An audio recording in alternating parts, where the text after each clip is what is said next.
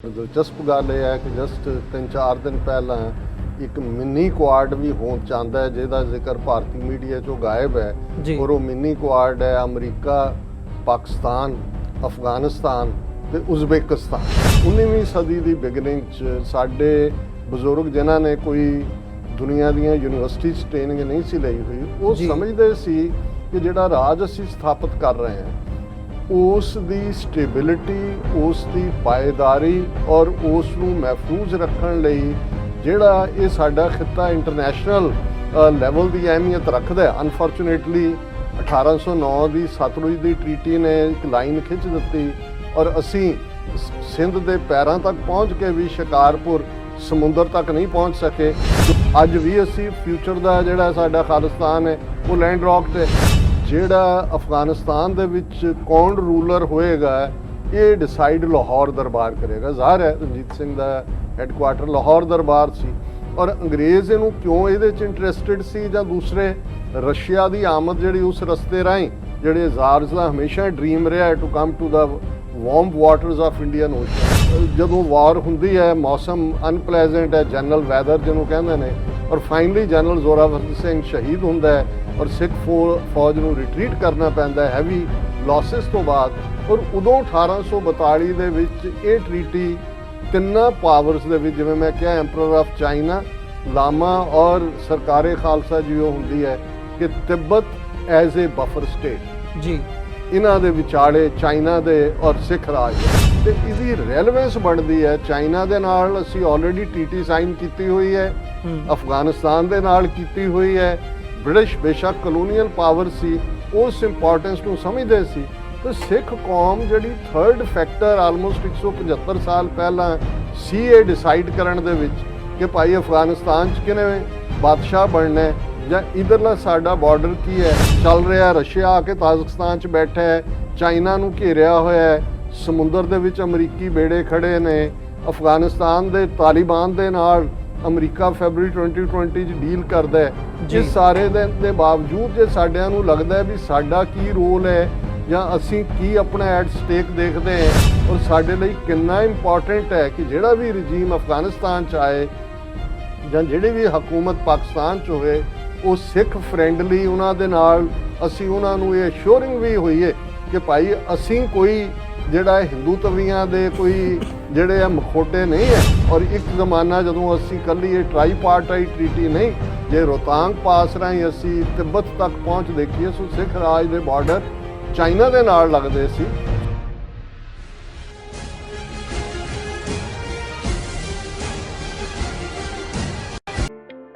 Signature truck service route 81 ਉੱਤੇ exit 235 ਤੇ trucker ਵੀਰਾਂ ਲਈ 24 ਘੰਟੇ ਰੋਡ ਸਰਵਿਸ ਦੀ ਸੁਵਿਧਾ ਮੌਜੂਦ।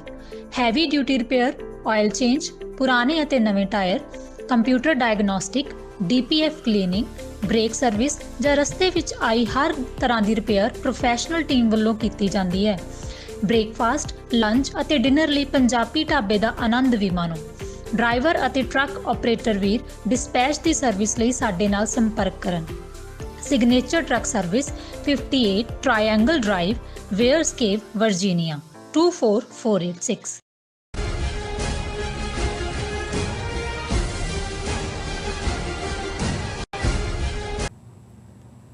ਵਿਊਅਰਸ ਬ੍ਰੇਕ ਤੋਂ ਬਾਅਦ ਤੁਹਾਡਾ ਸਾਰਿਆਂ ਦਾ ਸਵਾਗਤ ਹੈ। ਡਾਕਟਰ ਸਾਹਿਬ, ਗੱਲਬਾਤ ਨੂੰ ਅੱਗੇ ਤੋਰਦੇ ਹਾਂ। ਜਿਵੇਂ ਅਸੀਂ ਪਿਛਲੇ ਸੈਗਮੈਂਟ ਦੇ ਵਿੱਚ ਵੀ ਗੱਲ ਕੀਤੀ ਸੀ, ਮੈਂ ਉੱਥੋਂ ਹੀ ਗੱਲ ਨੂੰ ਅੱਗੇ ਤੋਰਨਾ ਚਾਹੂੰਗਾ। ਸਾਊਥ ਏਸ਼ੀਅਨ ਕੰਟੈਕਸਟ ਦੇ ਵਿੱਚ ਕਾਫੀ ਜਿਹੜੀਆਂ ਚੇਂਜਸ ਨੇ ਉਹ ਆ ਰਹੀਆਂ ਨੇ। ਅਮਰੀਕਾ ਅਫਗਾਨਿਸਤਾਨ ਦੇ ਵਿੱਚੋਂ ਨਿਕਲ ਰਿਹਾ, ਨਾਲ ਹੀ ਨਾਲ ਉੱਥੇ ਹੁਣ ਤਾਲਿਬਾਨ ਦੀ ਕਿਸ ਲੈਵਲ ਦੀ ਪਹੁੰਚ ਹੈਗੀ ਹੈ ਜਾਂ ਆਉਣ ਵਾਲੇ ਸਮੇਂ ਦੇ ਵਿੱਚ ਕੀ ਡਿਵੈਲਪਮੈਂਟਸ ਹੋਣੀਆਂ ਨੇ, ਇਹਦੇ 'ਤੇ ਸਾਰਿਆਂ ਦੀਆਂ ਨਿਗਾਹਾਂ ਜਿਹੜੀਆਂ ਨੇ ਉਹ ਟਿਕੀਆਂ ਹੋਈਆਂ ਨੇ।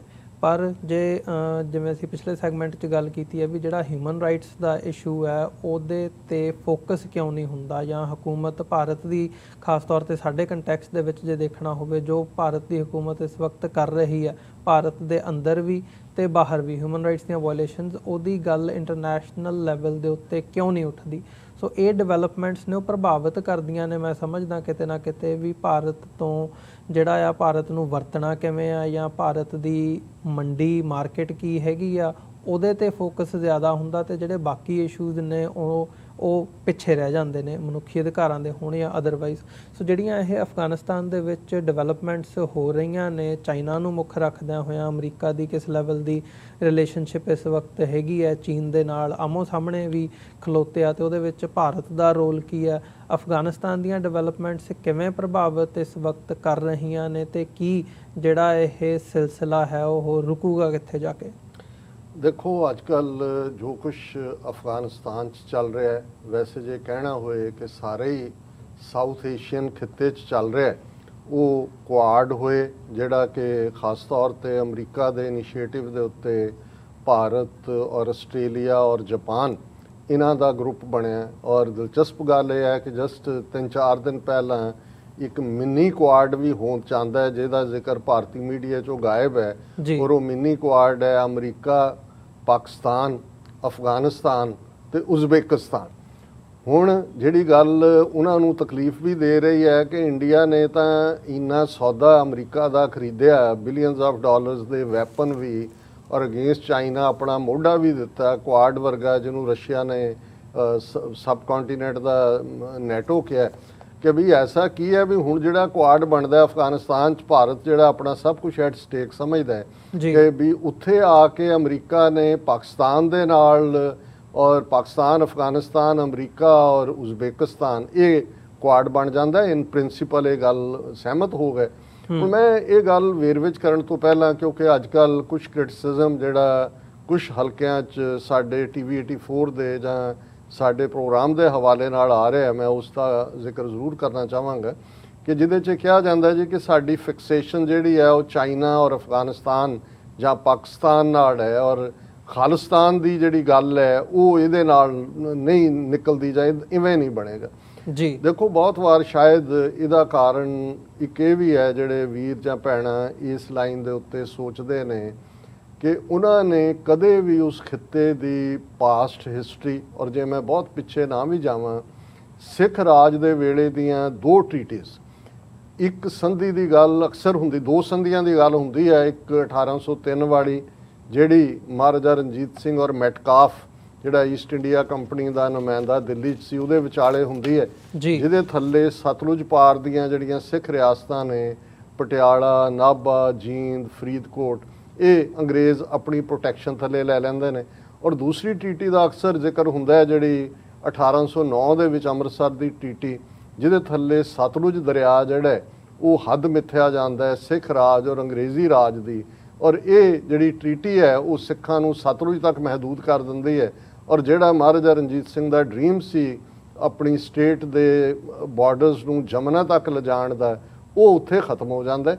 ਲੇਕਿਨ ਜਿਹੜੀਆਂ 2 ਟ੍ਰੀਟੀਜ਼, ਜਿਹੜੀਆਂ ਇਸ ਗੱਲ ਨੂੰ ਜਦੋਂ ਮੈਂ ਅੱਜ ਬਾਰ-ਬਾਰ ਇਸ ਦੇ ਉੱਤੇ ਫੋਕਸ ਕਰਦਾ ਕਿ ਉਸ ਪੀਰੀਅਡ 'ਚ 19ਵੀਂ ਸਦੀ ਦੀ ਬਿਗਨਿੰਗ 'ਚ ਸਾਡੇ ਬਜ਼ੁਰਗ, ਜਿਨ੍ਹਾਂ ਨੇ ਕੋਈ ਦੁਨੀਆ ਦੀਆਂ ਯੂਨੀਵਰਸਿਟੀ 'ਚ ਟ੍ਰੇਨਿੰਗ ਨਹੀਂ ਸੀ ਲਈ ਹੋਈ, ਉਹ ਸਮਝਦੇ ਸੀ ਕਿ ਜਿਹੜਾ ਰਾਜ ਅਸੀਂ ਸਥਾਪਿਤ ਕਰ ਰਹੇ ਹਾਂ, ਉਸ ਦੀ ਸਟੇਬਿਲਿਟੀ, ਉਸ ਦੀ ਪਾਏਦਾਰੀ ਔਰ ਉਸ ਨੂੰ ਮਹਿਫੂਜ਼ ਰੱਖਣ ਲਈ ਜਿਹੜਾ ਇਹ ਸਾਡਾ ਖਿੱਤਾ ਇੰਟਰਨੈਸ਼ਨਲ ਲੈਵਲ ਦੀ ਅਹਿਮੀਅਤ ਰੱਖਦਾ ਹੈ। ਅਨਫੋਰਚੂਨੇਟਲੀ 1809 ਦੀ ਸਤਲੁਜ ਦੀ ਟ੍ਰੀਟੀ ਨੇ ਇੱਕ ਲਾਈਨ ਖਿੱਚ ਦਿੱਤੀ, ਔਰ ਅਸੀਂ ਸਿੰਧ ਦੇ ਪੈਰਾਂ ਤੱਕ ਪਹੁੰਚ ਕੇ ਵੀ ਸ਼ਿਕਾਰਪੁਰ ਸਮੁੰਦਰ ਤੱਕ ਨਹੀਂ ਪਹੁੰਚ ਸਕੇ, ਕਿਉਂਕਿ ਸਿੰਧ ਸਮੁੰਦਰ ਜਿਹੜਾ ਸਤਲੁਜ ਦੇ ਦੂਸਰੇ ਪਾਸੇ ਸੀ, ਔਰ ਅੰਗਰੇਜ਼ਾਂ ਨੇ ਰੋਕ ਦਿੱਤਾ ਹੈ। ਔਰ ਜੇ ਉਸ ਵੇਲੇ ਇਸ ਗੱਲ ਨੂੰ, ਜੇ ਜਿਓਗ੍ਰਾਫੀਕਲ ਇਸ ਫੀਲਡ ਦੇ ਮਾਹਿਰਾਂ ਨੇ ਅੰਗਰੇਜ਼ਾਂ ਨੂੰ ਕਿਹਾ ਹੁੰਦਾ ਜੀ ਕਿ ਅਪਰ ਲੈਵਲ ਤੇ ਠੀਕ ਹੈ, ਲੇਕਿਨ ਲੋਅਰ ਸਤਲੁਜ ਕੋਰਸ ਨਾਲ ਅਸੀਂ ਸਹਿਮਤ ਨਹੀਂ, ਉਦੋਂ ਤਾਂ ਅੰਗਰੇਜ਼ਾਂ ਦੇ ਏਜੰਡੇ ਤੇ ਵੀ ਨਹੀਂ ਸੀ ਕਿ ਉਹਨਾਂ ਨੇ ਸਿੰਧ ਕੰਕਰ ਕਰਨਾ। ਫਿਰ ਤੁਸੀਂ ਆਲ ਗਲੋਬਲ ਪਾਵਰ ਬਣ ਕੇ, ਫਿਰ ਭਾਵੇਂ ਨੈਪੋਲੀਅਨ ਬੋਨਾਪਾਰਟ ਦਾ ਰਾਈਜ ਸੀ ਯੂਰਪ ਦੇ ਵਿੱਚ ਦੂਜਾ, ਤੁਸੀਂ ਗਲੋਬਲ ਪਾਵਰ ਬਣ ਸਕਦੇ ਸੀ। ਪਰ ਅੰਗਰੇਜ਼ਾਂ ਨੇ ਬੜੀ ਚਲਾਕੀ ਨਾਲ ਉਸ ਟ੍ਰੀਟੀ ਦੇ ਥੱਲੇ ਸਾਨੂੰ ਅਗੇਨ ਲੈਂਡ ਲੌਕਡ ਬਣਾ ਦਿੱਤਾ। ਅੱਜ ਵੀ ਅਸੀਂ ਫਿਊਚਰ ਦਾ ਜਿਹੜਾ ਸਾਡਾ ਖਾਲਿਸਤਾਨ ਹੈ ਉਹ ਲੈਂਡ ਲੌਕਡ ਹੈ। ਹੁਣ ਮੈਂ ਗੱਲ ਇੰਟਰਨੈਸ਼ਨਲ ਇੰਪੋਰਟੈਂਸ ਦੀ ਕਰਾਂ, 2 ਟ੍ਰੀਟੀਜ਼ ਜਿਹੜੀਆਂ, ਇੱਕ ਮਹਾਰਾਜਾ ਰਣਜੀਤ ਸਿੰਘ ਦੇ ਲਾਈਫ ਟਾਈਮ 'ਚ ਹੁੰਦੀ ਹੈ, ਇੱਕ ਉਹਨਾਂ ਦਾ ਬੇਟਾ ਸ਼ੇਰ ਸਿੰਘ ਜਦੋਂ ਲਾਹੌਰ ਦੇ ਤਖਤ ਤੇ ਹੈ ਉਦੋਂ ਸਾਈਨ ਹੁੰਦੀ ਹੈ।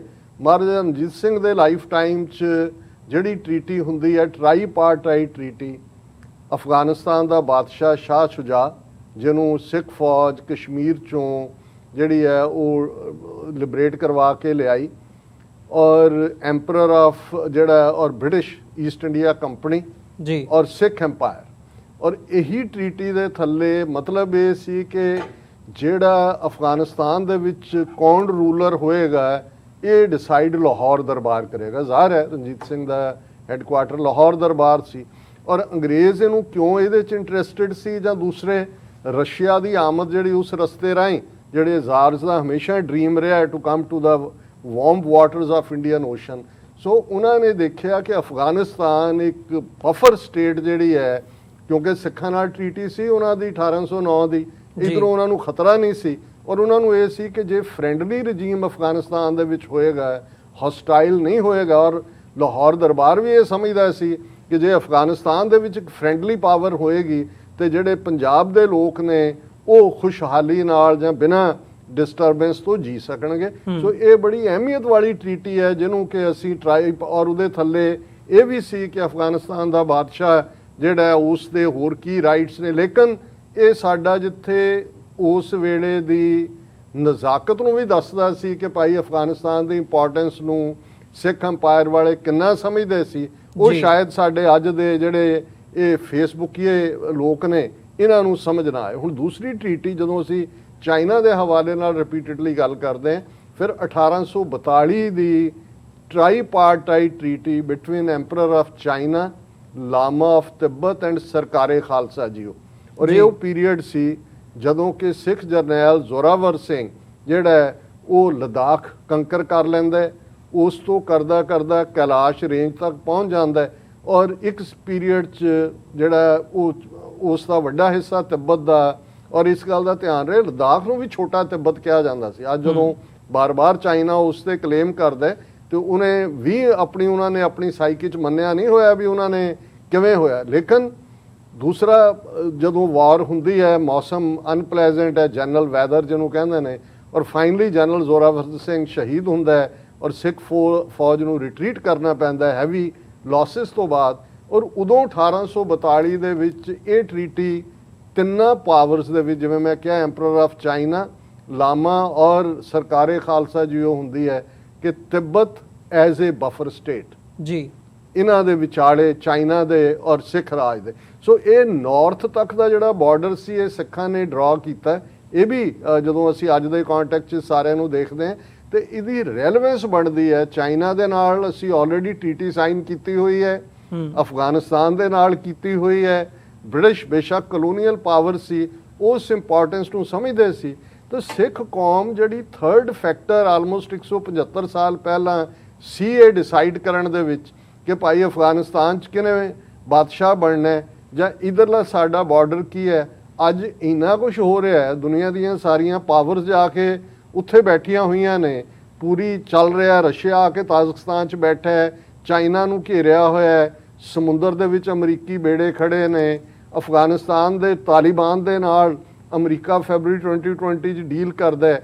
ਇਸ ਸਾਰੇ ਦੇ ਬਾਵਜੂਦ ਜੇ ਸਾਡਿਆਂ ਨੂੰ ਲੱਗਦਾ ਹੈ ਵੀ ਸਾਡਾ ਕੀ ਰੋਲ ਹੈ ਜਾਂ ਅਸੀਂ ਕੀ ਆਪਣਾ ਐਟ ਸਟੇਕ ਦੇਖਦੇ ਹਾਂ ਔਰ ਸਾਡੇ ਲਈ ਕਿੰਨਾ ਇੰਪੋਰਟੈਂਟ ਹੈ ਕਿ ਜਿਹੜਾ ਵੀ ਰਜੀਮ ਅਫਗਾਨਿਸਤਾਨ 'ਚ ਆਏ ਜਾਂ ਜਿਹੜੀ ਵੀ ਹਕੂਮਤ ਪਾਕਿਸਤਾਨ 'ਚ ਹੋਏ ਉਹ ਸਿੱਖ ਫਰੈਂਡਲੀ, ਉਹਨਾਂ ਦੇ ਨਾਲ ਅਸੀਂ ਉਹਨਾਂ ਨੂੰ ਇਹ ਅਸ਼ੋਰਿੰਗ ਵੀ ਹੋਈਏ ਕਿ ਭਾਈ ਅਸੀਂ ਕੋਈ ਜਿਹੜਾ ਹਿੰਦੂ ਤਵੀਆਂ ਦੇ ਕੋਈ ਜਿਹੜੇ ਆ ਮਖੋਟੇ ਨਹੀਂ ਹੈ ਜਿਵੇਂ ਸਾਨੂੰ ਪਾਸਟ ਹਿਸਟਰੀ ਦੇ ਵਿੱਚ ਵਰਤਦੇ। ਸਾਡੀ ਆਪਣੀ ਇੰਡੀਪੈਂਡੈਂਸ ਅਸੀਂ ਉਹਨਾਂ ਦੇ ਵੀ ਕੋਈ ਪ੍ਰੋਕਸੀ ਨਹੀਂ ਹੈ, ਨਾ ਹੀ ਬਣਨਾ ਚਾਹੁੰਦੇ ਹੈ, ਪਰ ਇਹ ਸਾਡੀ ਤੀਸਰੀ ਧਿਰ ਦਾ ਰੋਲ ਅਕਾਲ ਪੁਰਖ ਨੇ। ਔਰ ਇਹੀ ਗੱਲ ਜਦੋਂ ਸਰ ਕਪੂਰ ਸਿੰਘ ਬਾਰ-ਬਾਰ ਸਾਚੀ ਸਾਖੀ 'ਚ ਅਕਾਲੀ ਲੀਡਰਸ਼ਿਪ ਦਾ ਉਸ ਰੋਲ ਨੂੰ ਕੰਡੈਮ ਕਰਦੇ ਨੇ, ਜੋ 40s ਦੇ ਵਿੱਚ ਇੱਕ ਧਿਰ ਕਾਂਗਰਸ ਦੇ ਨਾਲ ਅੱਖਾਂ ਬੰਦ ਕਰਕੇ ਜੁਆਇਨ ਕਰਕੇ ਉਹਨਾਂ ਨੇ ਆਪਣੀਆਂ ਬੇੜੀਆਂ 'ਚ ਵੱਟੇ ਪਾਏ, ਉਹਨੂੰ ਕੰਡੈਮ ਕਰਦੇ ਨੇ।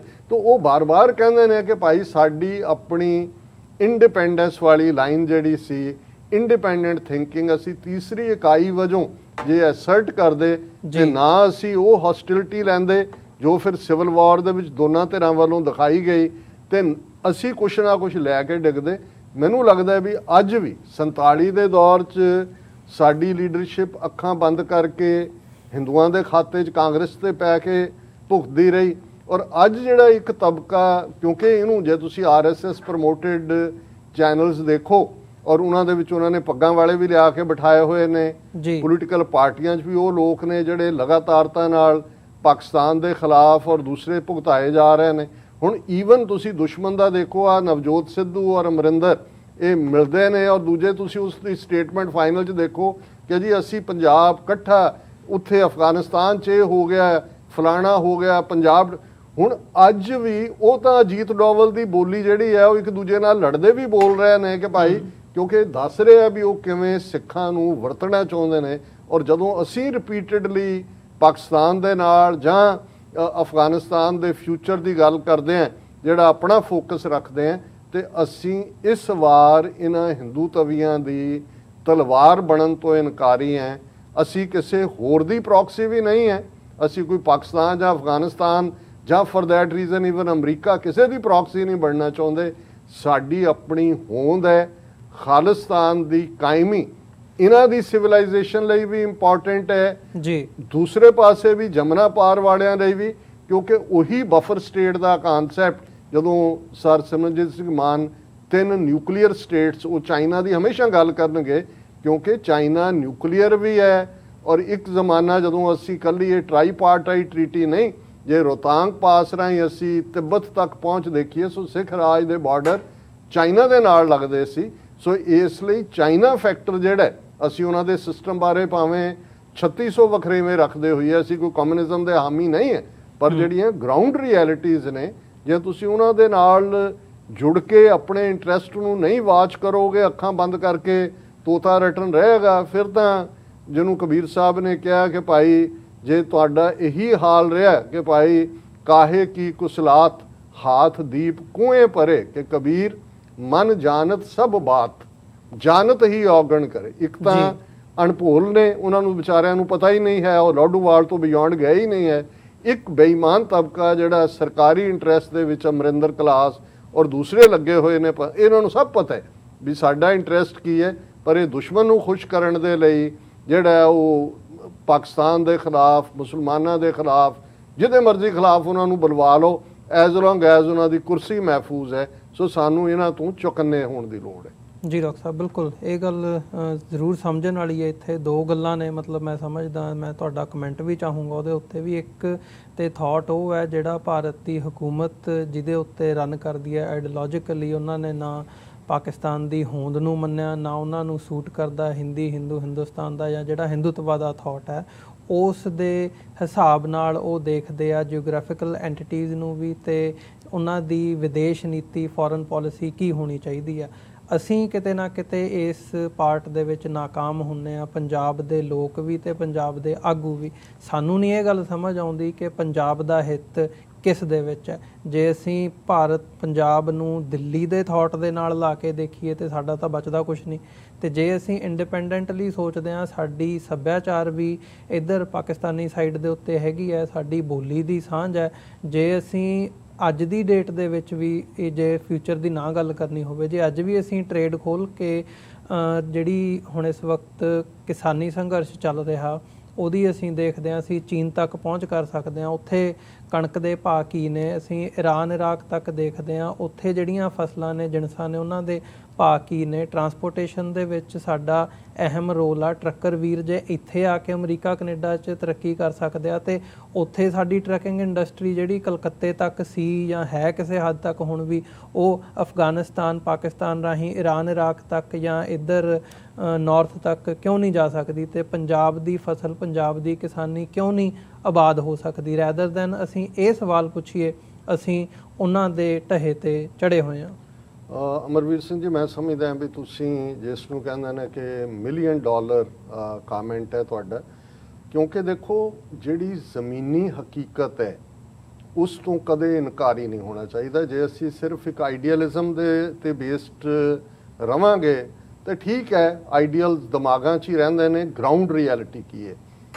ਖਾਲਿਸਤਾਨ ਦਰਿਆਏ ਜਮਨਾ ਤੋਂ ਵਾਘਾ ਤੱਕ ਜਿਹੜਾ ਅਸੀਂ ਲੈਂਡ ਲੌਕਡ ਕੰਟਰੀ ਹਾਂ। ਇੱਕ ਪਾਸੇ ਸਾਡੇ ਹਿੰਦੂ ਤਵੀ ਜਿਹੜੀ ਸੋਚ ਗੰਗਾ ਜਮਨਾ ਜਿਹੜੀ ਹੈ ਤਹਿਜ਼ੀਬ, ਔਰ ਦੂਸਰੇ ਪਾਸੇ ਅਸੀਂ ਦੇਖਦੇ ਹਾਂ ਵਾਘਾ ਤੋਂ ਪਾਰ ਪਾਕਿਸਤਾਨ ਇਸਲਾਮਿਕ। ਹੁਣ ਇਹਦੇ 'ਚ ਕੋਈ ਸ਼ੱਕ ਨਹੀਂ ਹੈ ਕਿ ਅਸੀਂ ਕਿਸੇ ਮੁਲਕ ਦੀ ਨਾ ਪ੍ਰੌਕਸੀ ਹਾਂ, ਨਾ ਅਸੀਂ ਬਣਾਂਗੇ।